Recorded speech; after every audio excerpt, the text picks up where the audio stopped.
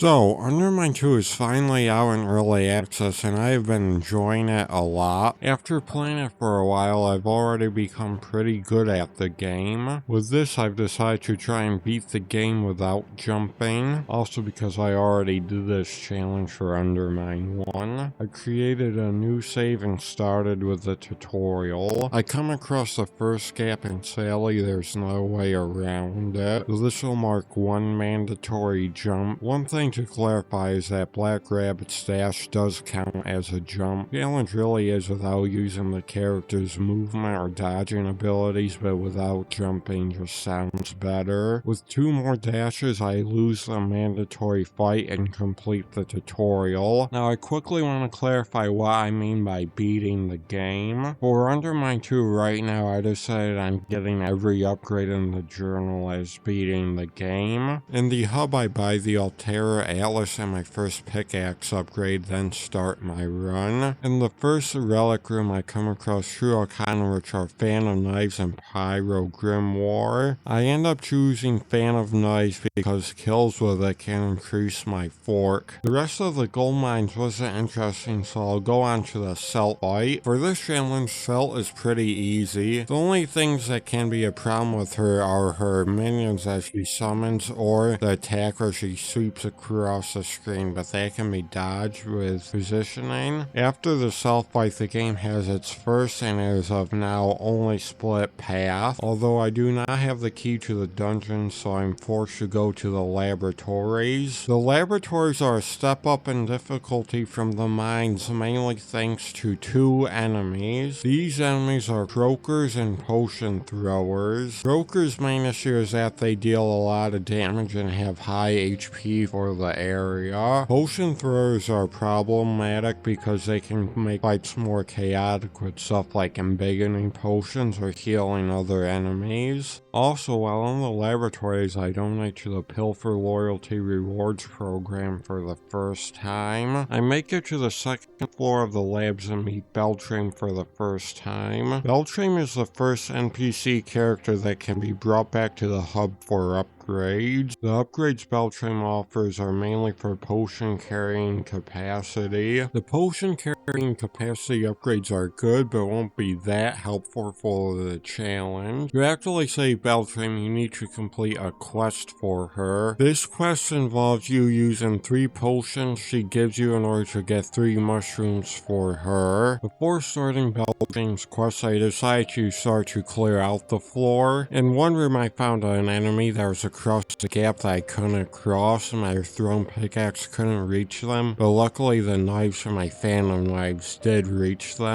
Now with a lot of the floor mapped out, I decided to start Beltrame's quest. The first quest just involved me using a popcorn's potion to get one of the mushrooms. The second trial was interesting because I had to use a float potion. Even with requiring a float potion, the trial wasn't that bad. Main difference of not being able to jump is just that the trial took longer to complete. With some time remaining on the float potion, I used it to cross the gap in that one room from earlier and make it to the third trial. Here I made a mistake by going into the room below and clearing that out before finishing the third trial. This is a mistake because part of the trial requires you to jump over a gap in order to get to the mushroom. Because of this, I wasn't able to beat the third trial and I ended up going on to fight the boss. The fight against Trifle wasn't that hard either and I only ended up getting hit once.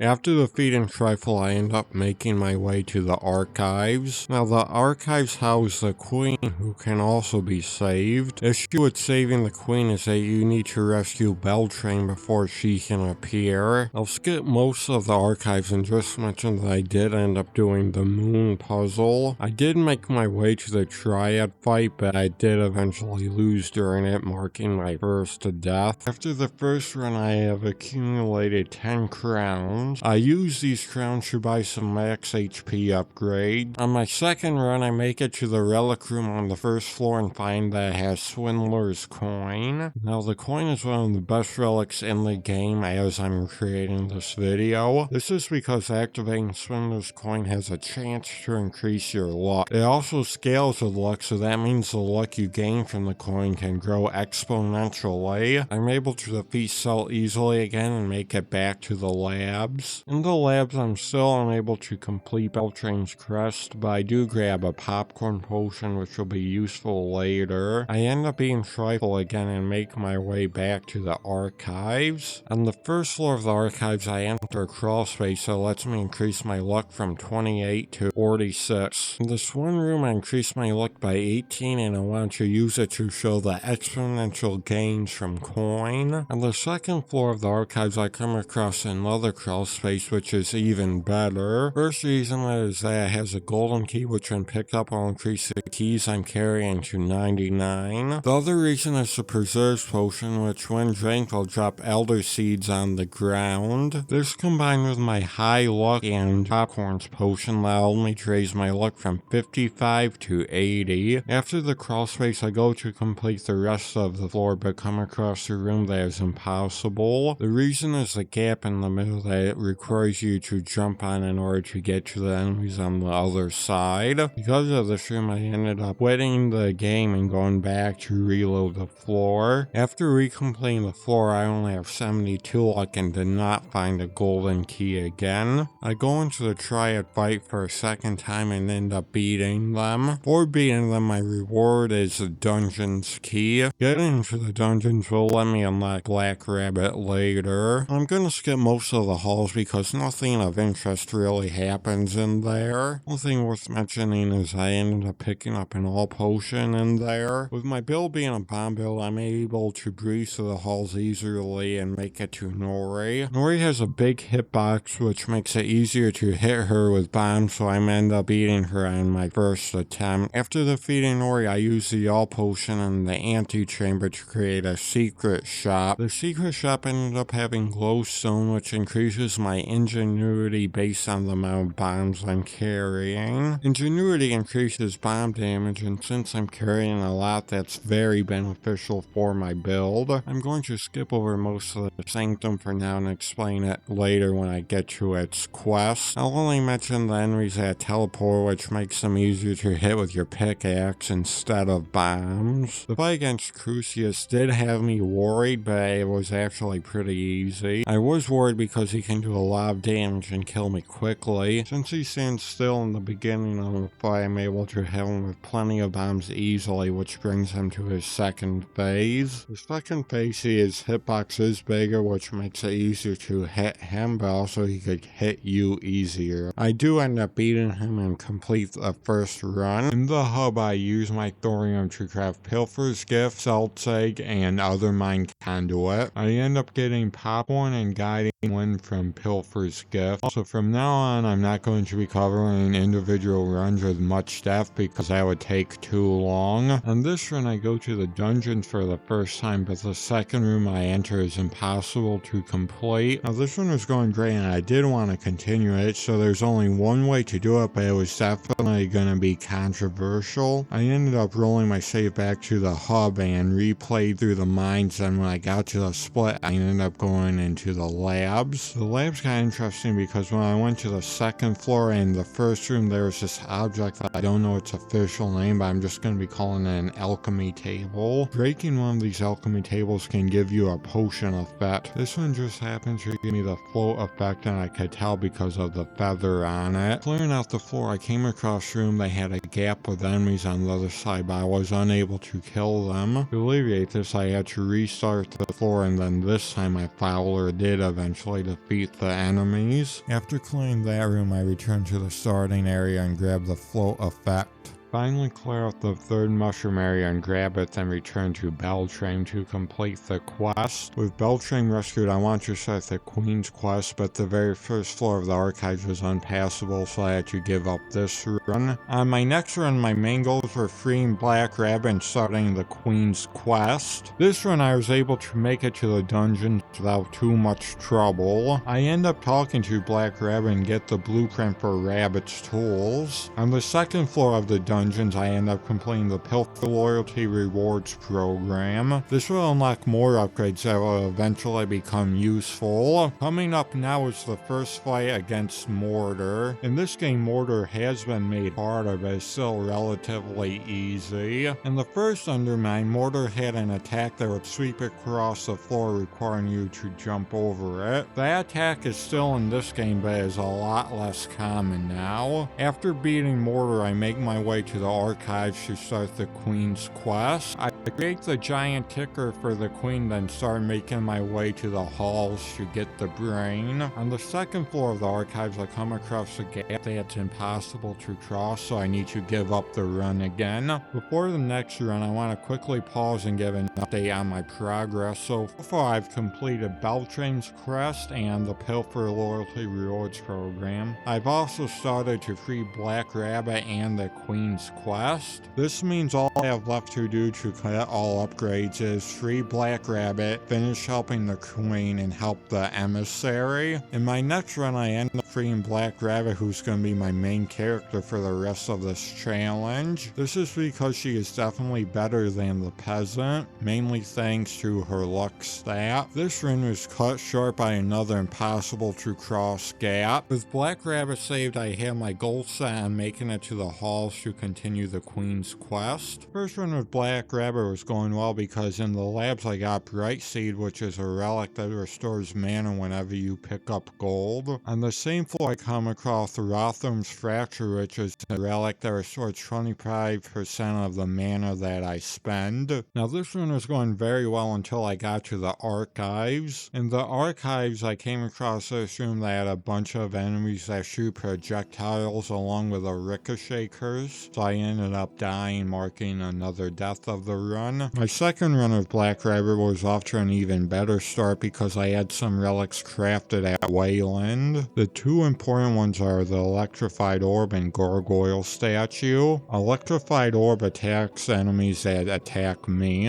Gargoyle Statue makes me invulnerable while healing me at the same time. This run got even better when I got Rotham's Fracture again in the gold mines. The next great relic I got was Battle Standard. Battle Standard is great because it can permanently increase my charisma when I enter a room if I kill the enemies in there fast enough. I also ended up getting Bright Seed again. On the second floor of the halls I get Arcane Repeater, which recovers 50% extra mana whenever I recover mana. This alongside Rotham's Fracture means I recover most of my mana whenever I use the Gargoyle Statue. On the same floor I also come across the room that has the brain for the Queen's quest. Now with the brain grabbed I could just give up the run because there's nothing I can do in Arcane Sanctum now, but I decided to go on to see if I could beat the game. I was able to defeat the final boss by mostly staying in my Gargoyle Statue. In the hub I used my crowns to max out Black Rabbit's chance of getting a blessing from a chest. The next one was going well until I forgot to give the brain to the giant ticker when I went down into the second floor of the archives. This meant that I had to give up a run that was going well. Next run I was able to make it to the Queen and remembered the brain this time. I was able to successfully make it to the room with Rook and Bishop. After getting through their conversation I gave up the run so I could go back to the hub and buy the Shatterstone core upgrade. This upgrade allows me to break the blue rocks that block entrances to certain rooms. These are the same rocks that block the entrance to the Emissary, which is the last character I need to rescue. Before meeting the Emissary, I want to talk about how to complete his quest. The Emissary wants you to bring a relic called the Thulsa Oriv to him in the Sanctum. This relic is found in the dungeons and freezes any food that appears. Now this can be tricky, but the food can be melted with any relic that does fire damage, so it's not that bad. With that explained, I finally meet the Emissary and get given his quest. With the emissary's quest started, I only have one more run to complete. Now, since I only had one more run left, I wanted to make this a game-breaking run. To do this, I wanted to get 3 main items. One is the Goblet of Grin to duplicate potions. Goblet can be used on rainbow kernels to get infinite potions on ambrosia potions in order to get almost unlimited blessings. The other relic I wanted was float boots just to cross any gap. Finally, I want to craft the ambrosia potion itself. I still needed the recipe for float boots and ambrosia, so I ended up grinding runs to unlock the recipe. In the middle of farming, the game got an update which was a balance changes. The main one being relevant for this run is the thorium cap being raised from 300 to 500. This will allow the crafting of even more relics in the hub. The extra relics I craft are Sage, Dewdrop, and Archon. Sage raises my intelligence whenever I eat elderberries. Dewdrop decreases the cost of my Arcana based on my intelligence. Finally, Archon restores mana whenever I defeat an enemy. After a little more grinding, I finally get all the blueprints I need in order to start the run. With all the relics crafted, I started the final run. First up to breaking the run was getting an intelligence blessing. This would let me use my goblet on the ambrosia to increase my intelligence, which would farther decrease the cost of my goblet. On the second floor of the mines, I had a goblet cost of 86 before fighting Celt. In the antechamber, I get preserves, which was one of the best potions I could get right now. This is because preserves can raise my intelligence while restoring mana as well. In the dungeons, I end up getting some elder seeds to duplicate things through a popcorn I got earlier. Thanks to this, I'm able to completely lower the cost of my goblet to be free. After getting my goblet to cost nothing, I go grab the Thulsa Orb on the same floor, then move on to the next floor. On the second floor of the shop, I end up coming across the rainbow kernels. Using rainbow kernels along with my goblet can let me get infinite gold and blessings. Unlimited potions are gotten by duplicating other potions with rainbow kernels. Unlimited blessing levels can be gotten by just using a free ambrosia. Unlimited gold is gotten by either duplicating it or using an AU glycerin potion. Getting unlimited gold will also let you buy out every shop you come across, which can lead to having almost infinite relics. With my character completely overpowered and the run broken, I'm able to easily make it back to the emissary and give him the Thulsa Orb. After that, I kill Cruciferius, then return to the hub to buy the final upgrade and complete the challenge.